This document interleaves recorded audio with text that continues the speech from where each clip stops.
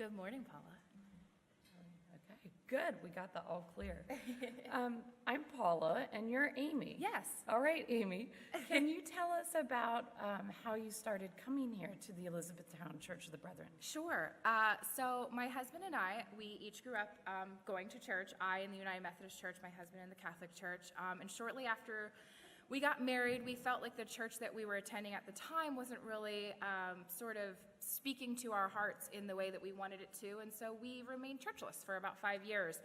And then when our son was born, we wanted him to benefit from growing up in a church, and so we started searching, and we really weren't finding anything that was speaking to what we were looking for in a church, so we remained churchless for about 5 years.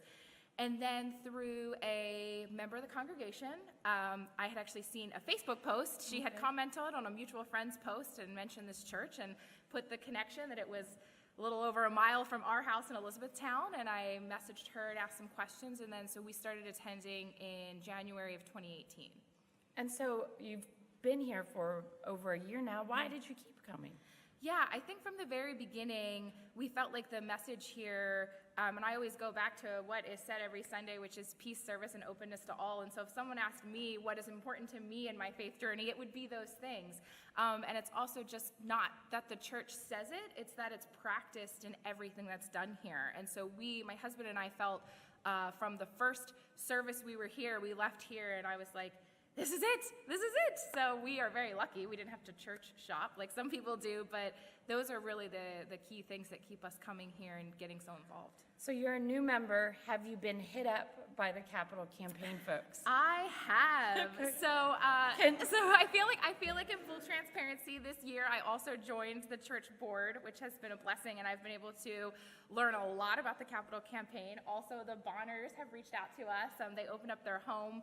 Kevin and I were unable to come, but they were very good at following up, with our paperwork and asking if we have any questions. But being on the church board, I think the thing that I want to relay to the congregation about the Capital Campaign as a new person, I say this over and over again, that this church and this congregation is so special. And so obviously, as someone who came in new, the building needs some upgrades, right? And it's okay to say that, but knowing that I feel like it's so special here, the community is so special here, and I think it's a good time to take that next step forward, which feels bold and a little scary, but I really feel like it's time to, bring the building to the same level of specialness, if you will, as this congregation. We've been so blessed to be here. We are blessed to be a part of this congregation, and we are excited about the Capital Campaign and looking forward to where this church is going to be in the next 3 to 5 years. Well, thank you so much for sharing, Amy, and we look forward to seeing your work. Great.